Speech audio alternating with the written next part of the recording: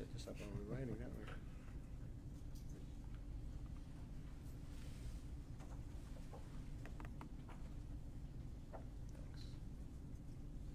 Thanks.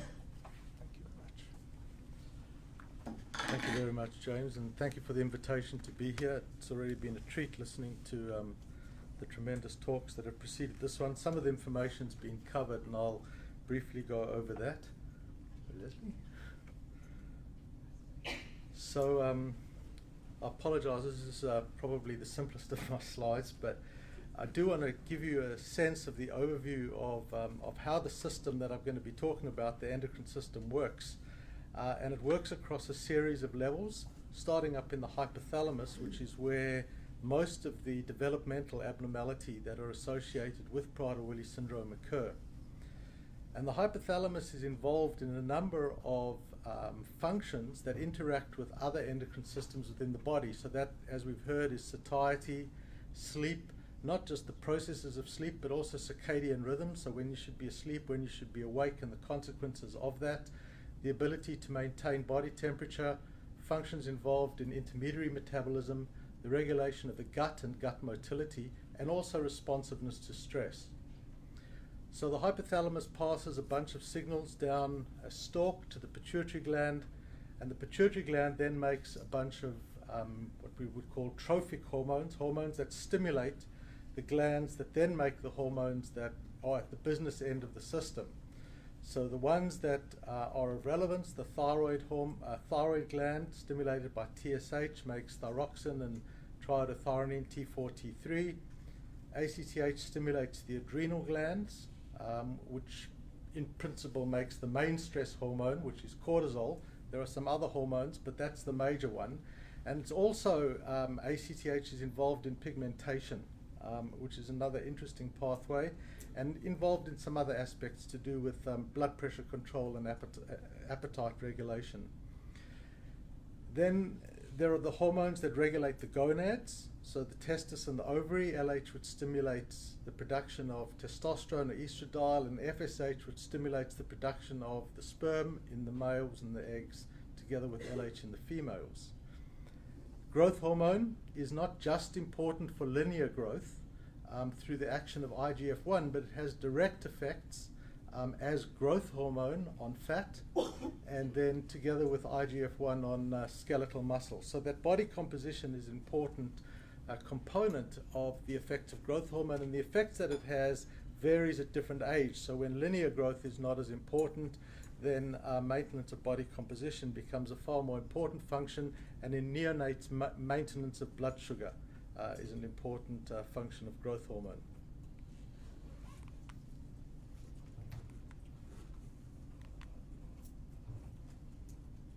This is when you get failure of my attempt at technology.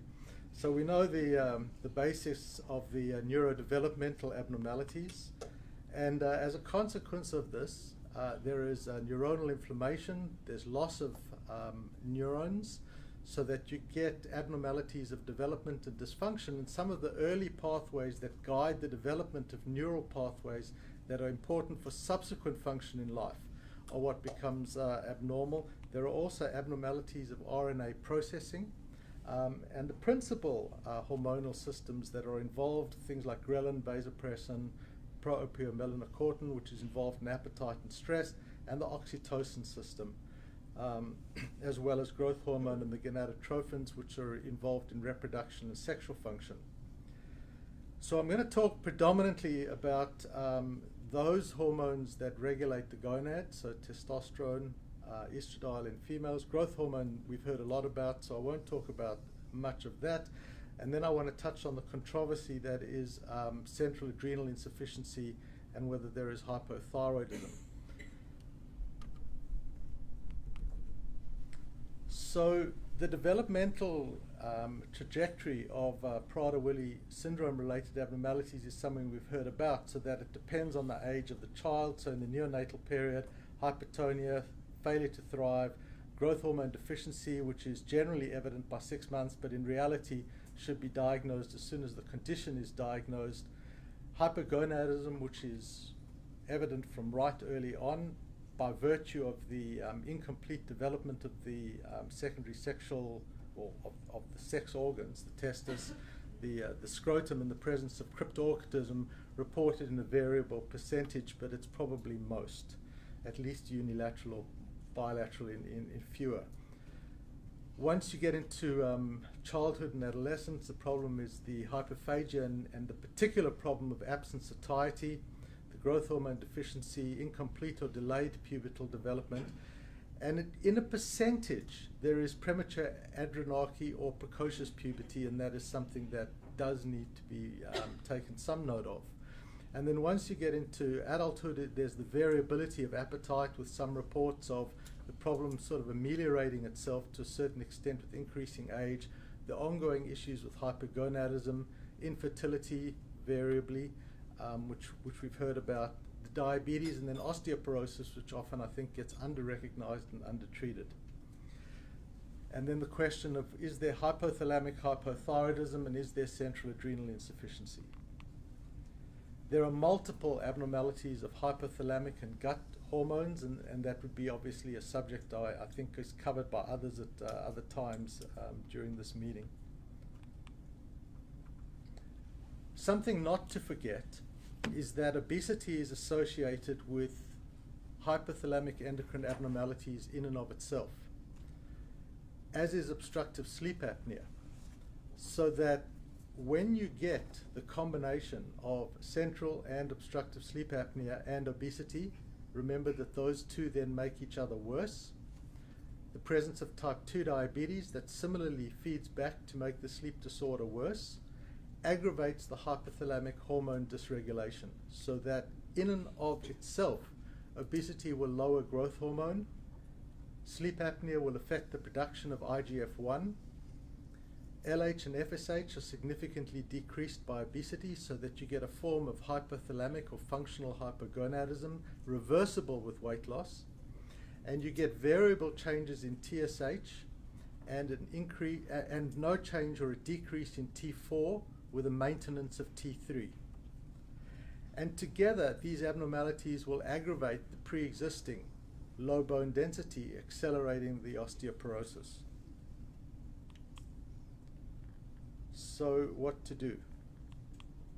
Growth hormone we've heard about, and so I think I'll just largely skip over this, other than to say that I think the benefits of growth hormone in adults are being underestimated, and unfortunately in Australia, like many other places, it's not funded, and I think more is the pity, because there would be a significant benefit to be gained on an ongoing basis by not discontinuing with growth hormone once the growth objectives have been achieved. Practical use I won't go through, because we've had lots of that as well.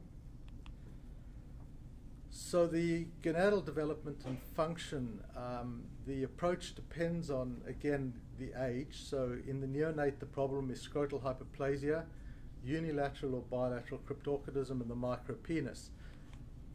There are some recommendations to use HCG to augment gonadal development and assist testicular descent. Whether that does or does not do so effectively is a moot point, because in general the orchidopexy is still going to need to be done, and generally it should be done as early as possible.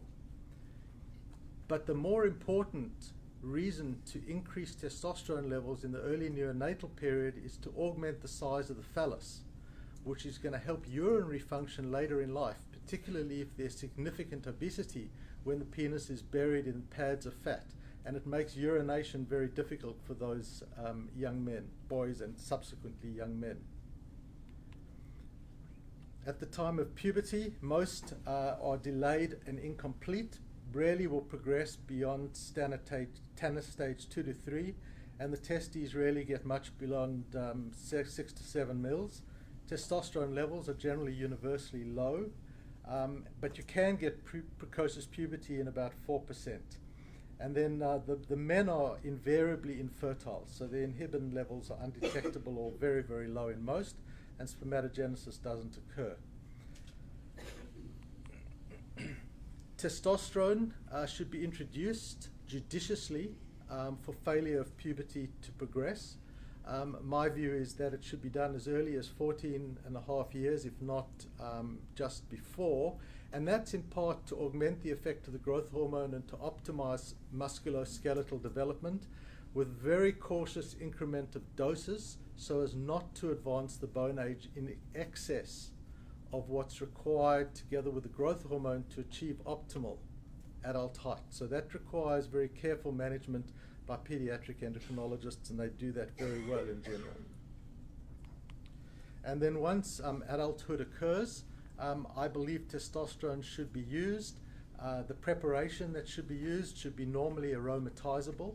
Estrogen has important effects on the brain as well as on the health of the skeleton, so that the preparation matters and the way that it's administered matters and the dose that is administered matters. And again, because the administration of testosterone, if someone has not had it previously, can at least transiently make sleep apnea worse.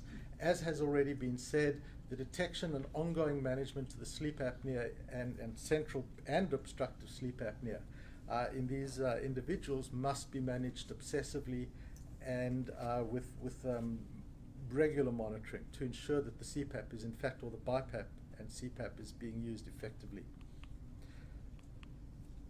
In the females, as we've heard, there's a hyperplasia of the labia and clitoris.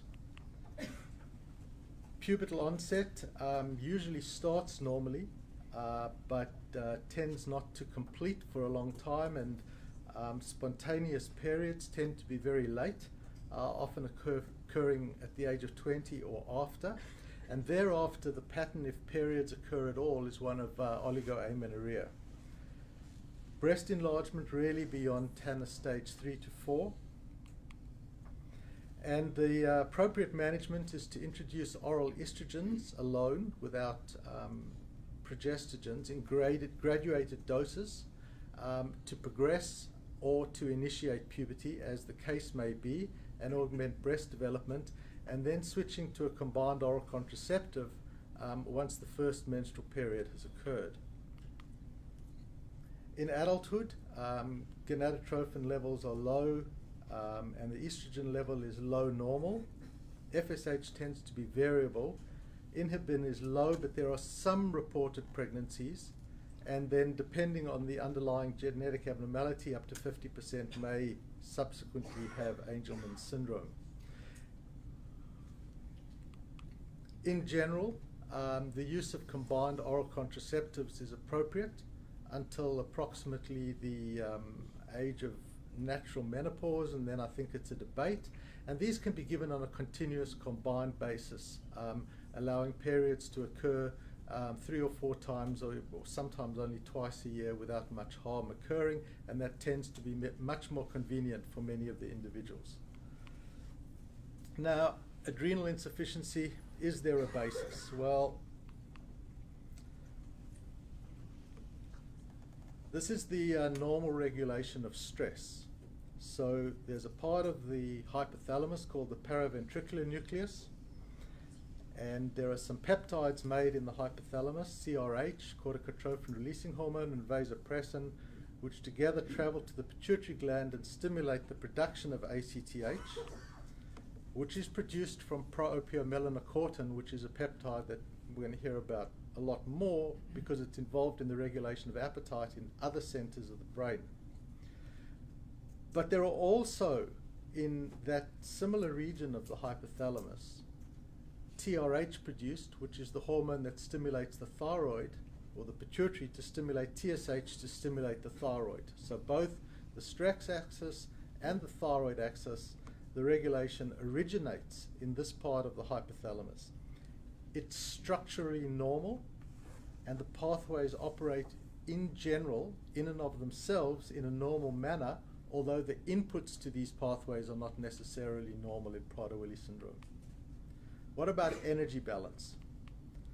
So that's a little bit more complicated because it starts, if you like, signals from the periphery coming into the arcuate nucleus, which is shown here with the pro-opiomelanocortin neurons and the neuropeptide Y, agouti-related peptide neurons, and there's a GABA pathway there as well.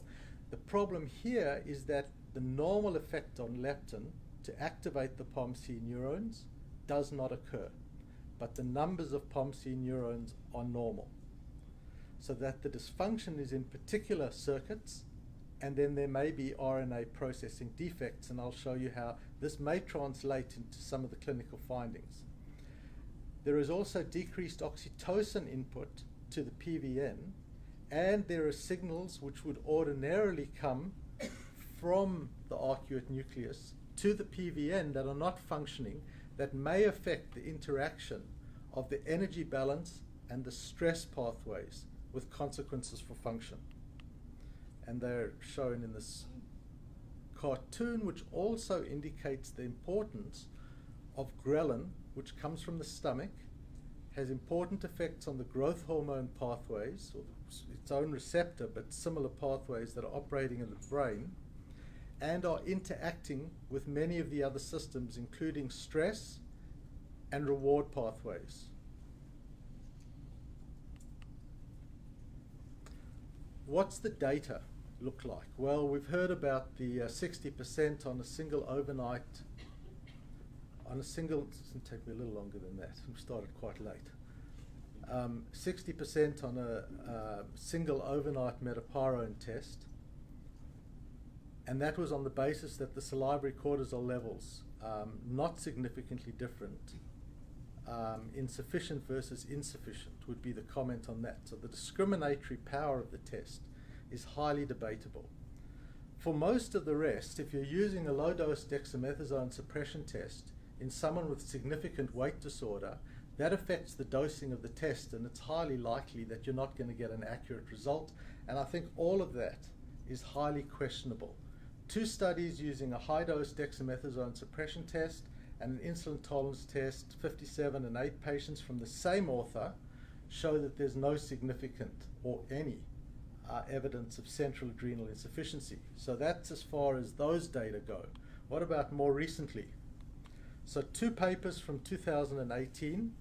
This is a group that compared in about 20 people an overnight metaparone test, metarapone test, as you saw from the previous data that gave you a 60% prevalence, and they compared that with a low-dose ACTH test. So you get the low peak cortisol occurring in 29% on the low-dose ACTH test, which is probably consistent with much of the previous data, and again indicating, to my mind, the deficiency of the test itself, not the fact that the finding is of significance. But there were no abnormalities on the overnight metarapone test. They were all completely normal. The result was not affected by the nature of the genetic abnormality. It was not age dependent, and there was no interaction with either the phenotypic clinical features or the use of growth hormone. The other paper that appeared previously looked at a comparison on the response between insulin tolerance test and the response to glucagon. 20 Prader-Willi, children with Prader-Willi syndrome, and comparison with 33 non-growth hormone deficient controls. There was one suboptimal response to the insulin tolerance test, which would make the prevalence about, 8 to 15% or something. I haven't worked it out. But in this paper, they did not report whether adequate hypoglycemia was achieved in response to the insulin. In fact, they did not report what the glucose levels were at the time that they measured the peak cortisol response. Now, there's another paper that's, again, 2018. It's the second of the 2 I mentioned, that maybe adds to the story a little bit, because what they did in this paper was look at the peak time at which the ACTH and the cortisol levels peaked after insulin hypoglycemia. And what occurs in the people with Prader-Willi syndrome is not that there's a deficiency of production of the total amount of ACTH or cortisol, but the fact that the time at which it occurs is significantly later. So the absolute amounts are the same, not different, but the timing is very different. And it's those with deletion and UPD that are compared showing the difference in the timing between the two genetic variants of this condition. There's one reported case that I could find of intraoperative adrenal insufficiency confounded by initial administration of 100 milligrams of hydrocortisone. So this patient was given the 100 milligrams of hydrocortisone, and then about 6 or 7 hours into the operation was having troubles with blood pressure control, and they gave a whole bunch of stuff, and eventually hydrocortisone, another 50 milligrams, and then an hour later they said the blood pressure was being well controlled. Well, just maybe, if there are abnormalities in the timing and the regulation of the system, if you're giving a dose like 100 milligrams of hydrocortisone, you're then affecting subsequent homeostasis. We've been offering Roux-en-Y gastric bypass to people with Prader-Willi syndrome in our center. So I immediately rang our surgeon when I was putting this together to ask him what he's been doing, and it turns out that our anaesthetists give all of the patients having upper GI surgery 8 milligrams of dexamethasone on induction to stop them vomiting. Now, none of our patients have had any problems in the intra or post-operative period suggesting central adrenal insufficiency, except that one of my patients who went for orthopedic surgery, who has neither Prader-Willi syndrome nor a history of adrenal insufficiency, developed severe adrenal insufficiency in the post-operative period after an anesthetic of this sort, and it's certainly described. So I would have thought if there's a significant problem centrally in people with Prader-Willi syndrome involving the regulation of the HPA axis, that we might have seen more of a problem in the post-operative period, but we don't see anything. And I think that there is no convincing evidence that there is central adrenal insufficiency that occurs any more commonly than in the rest of the population for whatever reason it does occur. I think that there is an enormous potential problem by using glucocorticoids injudiciously in anyone, let alone this population. Lastly, the issue of hypothalamic hypothyroidism. If it occurs, it's subclinical. It may be secondary to things like sleep disordered breathing, which is significantly associated with abnormalities of thyroid function. Whether that's clinically significant or just a biochemical quirk is again a matter of debate. There are circadian rhythm abnormalities which also affect thyroid function. Initial poor food intake may be reflected in abnormalities of thyroid function, and similarly obesity, as I've shown you, could be affected by abnormalities of thyroid function. There is some thought, and that's certainly shown to be the case in people with pituitary disease, that once you've initiated growth hormone therapy, the problem may be more overt, and that has not borne out unless there is a pre-existing abnormality of thyroid hormone, as would occur with a frequency in the rest of the population. This matters because injudicious treatment with thyroid hormone is likely to do more harm than good. So the takeaway messages: as you've heard, growth hormone treatment should begin as early as possible, and my view is it should continue in adulthood. In the early neonatal period in males, I think there's an advantage in achieving a burst of testosterone to augment phallus size and development, and early orchidopexy is essential. The cautious introduction of sex steroids and the ongoing use thereof with appropriate management. Avoiding obesity, which itself has adverse endocrine effects, should be achievable and desirable. Managing sleep and circadian rhythm, and I mean in the broadest possible sense. As we've heard, optimizing gross motor skills, and to that end, I think introducing resistance activity as early as possible to optimize muscle strength and function, monitor and optimize skeletal health. It's very doubtful whether there is a hypothyroid syndrome associated with this condition. I don't believe there is significant adrenal insufficiency at a frequency that might be expected more than would otherwise occur in the population, and that injudicious treatment may do significantly more harm than good. Thank you for your attention.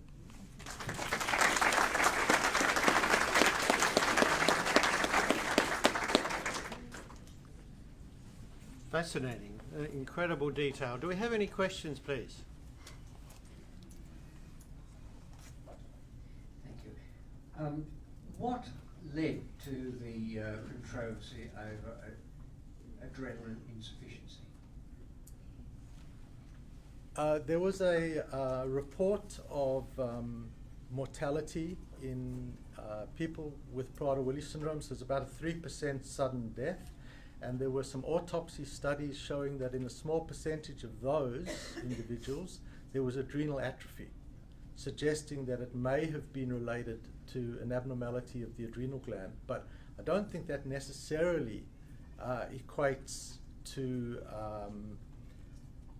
failure of function, although atrophy would normally be associated with failure of function.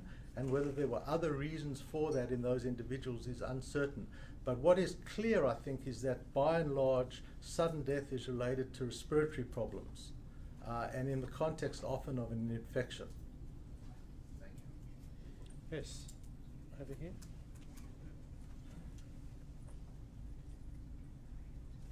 Hi, I'm a parent of a child with PWS. I just want to ask, is there any use of oxytocin in PWS? We all hear about growth hormone a lot, but don't know much about oxytocin. So I know that there are other talks about that, and I know that Professor Einfeld's done a trial. There are other trials going. I use oxytocin on the basis of one of the individuals who was in Professor Einfeld's trial who responded extremely well to the treatment, turned out was on the active treatment, and mum had wanted him to continue. He'd been using a reasonably high dose, and in fact I upped the dose. I use a dose that is just below that which causes hyponatremia. I've got all of the people with Prader-Willi syndrome that I look after who have intense anxiety and severe behavioral problems on oxytocin, and for those it works extremely well. Perhaps one more question? Not for food intake though, sorry, for behaviors. Well, it looks like we're going to have two. We'll have one from here. Great talk. I just want, you mentioned something interesting about testosterone use in boys with micropenis. Are you suggesting that they get it for a short time when they're very young? Yes, I am. Like And the adult have to do that? Whether the HCG achieves that would depend on how responsive the testicle is, of course. Now, I haven't seen with the HCG studies whether anyone's actually measured the testosterone, which makes me worry a little bit about the effect. But in boys with micropenis, the pediatric endocrinologists would give testosterone to try and augment phallus size, if that's the way you were deciding the child should go, if in the context of ambiguous genitalia, for example. And just oral contraceptive. I was a youth. What's the evidence that you actually need such high estrogen doses as in the oral contraceptive? Well, I mean, that's a debate, I suppose. I think the general guideline is you use the lowest possible dose. I use the low dose combined oral contraceptive, so microgynon 30 ED.